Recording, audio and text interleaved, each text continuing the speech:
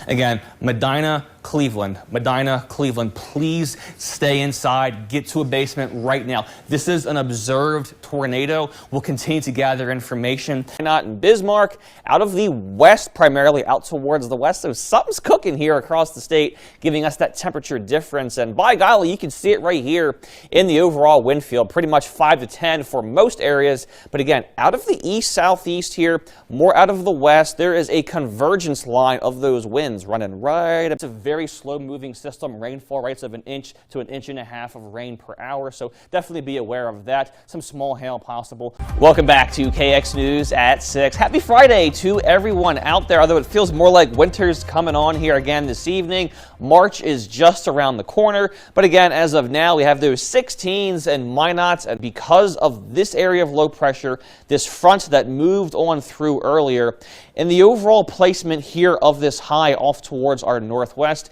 giving us some forcing right about there as far as that light snow is concerned. We'll see more of that trend building here into tonight, but you can really see the power of that cold front. 20 in Bismarck, 63 in Billings, also seeing some 60s back towards Omaha. Harvesting season. And I'm so happy to be actually sitting in one of the combines here. We're going to go ahead and harvest some wheat, as a matter of fact, over the course of the next 10 to 15. We call this a backdoor cold front coming in from the northeast, heading towards that southwestern corner. This is the reason behind the massive discrepancy in our temperatures right now. Like 18 degrees in Dunseith, low 60s towards that southwestern corner. Lots of reports of stalled vehicles out across portions of western Bismarck into Mandan as well. Please use that common sense. If you see standing water, if you see cars in the standing water ahead of you, don't go through it. Don't try to go through it. Go around it or wait. It's always best to be cautious. Bow echo-like feature is right here. The more this central area continues to extend outwards from the back core of this, the stronger the winds will get in this area right here. And again, we have seen reports of 90 to 101 miles an hour within that. And tomorrow's daytime highs, again, teens to the north, back towards the east. What else is new this week, right? And 20s for the central. Yeah, that was just this past summer. It was what, like the first EF5 since what year? Do you remember what year the last one was? 2013 and more. And more Oklahoma. See, he knows his facts. He studies tornadoes. He loves the weather. Again, some 1 to 1.5 inch hail still possible. 60 to 65 mile per hour wind gusts, and this is valid until 7 p.m. Central Time this evening. And of course, that cell is also tracking off towards the southeast. My true pleasure to be able to experience this with the family and to have been out here in Regent over the course of the spring and summer. And we wish the Kirchmans the absolute best. I am here in Bowman, North Dakota at the North Dakota Cloud Modification Project. I'm sitting in the plane, as you can see, and I'm here to figure out exactly what goes on here with this project.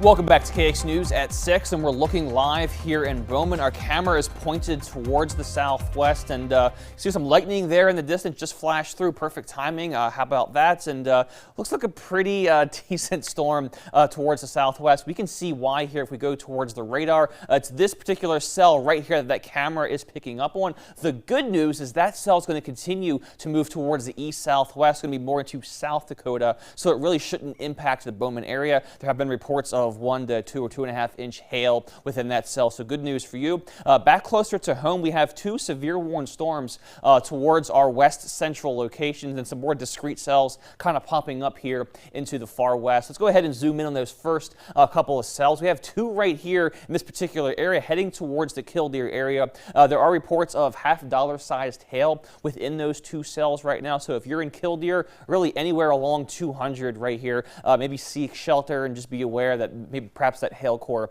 is heading your way over the next 10 to 15 minutes. This particular cell right here has shown some indications of some rotational components. Doesn't appear to be as strong as it was. That's great news, so it may not become anything more than it is right now. And this one out towards the west, kind of looking more, a little bit of a bow echo kind of feature, trying to form in there, so we'll watch that very closely as well. And I'm going to go ahead and zoom out and kind of explain how things will evolve here as we move into the rest of the night. So this is paused, but right now we have individual cells really across the western third of the states. As long as those cells stay individual, the large hail and the tornado threats will persist. And we expect as we move further into tonight, each of these cells will continue to grow what's called upscale as they move from the west towards the east, meaning they should form more of a line-like feature. And as that happens, the hail threat should diminish some and the wind threats will take over. We may see wind gusts in some areas of 60 to 80 or 85 miles per hour, and we'll see through precision cast here in a second what we expect when that line forms. I will say too, the tornadic threat will still be there through the duration of this event. We're not quite seeing it here, but areas towards Minot, towards Williston, you aren't out of the woods yet, but the severe threat may be diminishing just a little bit for your areas, particularly towards Williston. But again, stay tuned to us as we progress through the rest of the evening, just in case things push a bit further north than we currently expect right now. So between 7 and 8 o'clock, still seeing more of those discrete cells out towards the west, individual cells that will maintain the hail and tornadic risk over the next few hours. But watch, as we get to 9, 10 o'clock, some of these cells begin to merge together to become more of a linear-like structure. And as that happens, we can see this one right here almost bowing out in the central tier of it right there, and that is again indicative of a bow echo-like feature, which could give us some of those damaging straight line winds. Another one may pop up here from Bismarck, points further north. And again, it still remains to be seen if these storms take on this formation and exactly where they could occur. It could be a bit further west than we're showing right here, maybe a bit further north, but really any area from perhaps Max or Garrison further south. If you're anywhere in this Highway 83 corridor right here, just be aware of this potential for you as far as the winds are concerned as we get to 9, 10, 11 o'clock here later on tonight. We're hoping right now most of this gets out of here as we get to 1 or 2 a.m. on Saturday. Looking at Williston's next 5, tomorrow mid-70s, chillier for Sunday and Monday. And again, there is also a severe risk for Saturday, so this pattern just continues as we get into the weekend. And Dickinson's next few days, tomorrow high of 77. The risks for tomorrow, more hail and winds. The tornado threat shouldn't be as strong, obviously, as we get into tomorrow. Here's Minot's next several. Tomorrow, right at average, a high of 79. The storm threats continues into Saturday and, of course, into Sunday there. We may see the return of those 80s by Thursday and Friday. And then Bismarck's next few days. Tomorrow is easily the warmest day of the next 5 to 6 days. And of course, more storms possible Saturday into Sunday. We're not quite done with this after tonight. Joel? So just because Friday night's over, we wave goodbye to the 80s for a little bit, I guess. What you're saying is get ready for more. I think a lot of us could enjoy a little bit of a reprieve from this stifling heat and humidity. A few days in the 60s, maybe some rain early next week. A little bit of a break here, I think, for a lot of us. It's hard to believe we're already complaining about the heat. We've had it We've had it for about a half hour now. That's true. It's if nothing else, it'll be back. Kenny, thanks so much. Coming up next,